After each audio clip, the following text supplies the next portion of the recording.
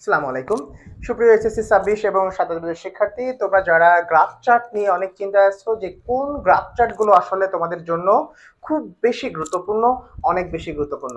তোমাদের জন্য দুর্দান্ত একটি গ্রাফ চার্টের সাজেশন আজকে দিয়ে দিব।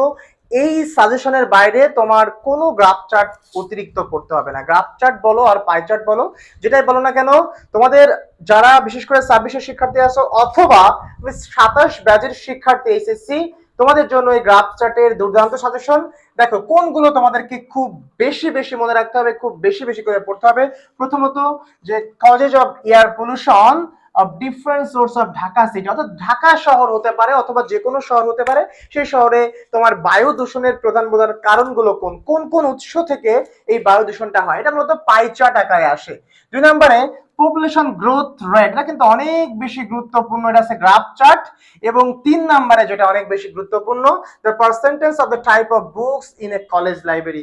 তোমার যে কলেজ লাইব্রেরিটা আছে সেই কলেজ লাইব্রেরিতে মূলত কোন কোন বইগুলো বেশি সায়েন্স ফিকশনের নাকি বা অন্যান্য যে এনসাইক্লোপিডিয়া অথবা অন্যান্য কোনো বই আছে কিনা, এটাও মূলত পাই চার্ট আকারে আসে।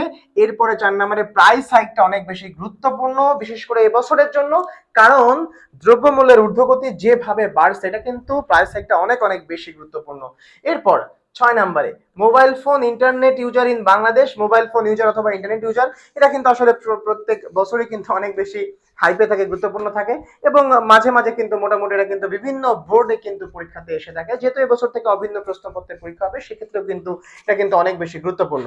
এবং ৭ নম্বরে যেটা গুরুত্বপূর্ণ, literacy rate in some country, অর্থাৎ বিভিন্ন দেশে শিক্ষার হার। এই যে লিটারেসি রেট, এই যে সাক্ষরতার যে হারটা, এটা অনেক বেশি গুরুত্বপূর্ণ।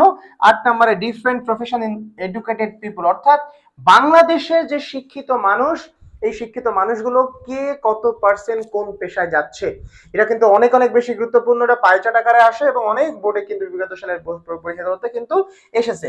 ৯ নম্বরে different types of transport used by student, অর্থাৎ কোন একটা কলেজ, মনে করো এবিসি কলেজের শিক্ষার্থীরা কত পার্সেন্ট শিক্ষার্থী কোন যানবাহনটা ব্যবহার করে, এটা কিন্তু অনেক গুরুত্বপূর্ণ এবং বিভিন্ন পরীক্ষাতে কিন্তু আসে। এবং ১০ নম্বরে সর্বশেষ প্রপার্টি লাইন ইন বাংলাদেশ, বাংলাদেশের কখন কত পার্সেন্ট মানুষ অথবা কোন জেলার মানুষ যে দারিদ্র সীমার নিচে বাস করে, সেটার উপর একটা গ্রাফ চার্ট।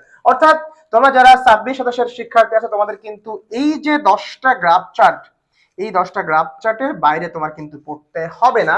এটা পড়লে মোটামুটি হবে। তোমরা যারা গ্রাফ চার্টের উপর একটা দুর্দান্ত সাজেশন চাচ্ছিলে, তোমাদের জন্য এটা দিয়ে দিলাম। আশা করি তোমাদের অনেক বেশি কাজে আসবে। তোমার বন্ধু বান্ধব সকলকে এটা মেনশন করে দাও, শেয়ার করে টাইমলাইনে রেখে দাও। এবং সবার, তোমাদের যে কলেজের গ্রুপগুলোতে আছে সেখানেও তুমি এটা শেয়ার করে রাখতে পারে, প্রত্যেকে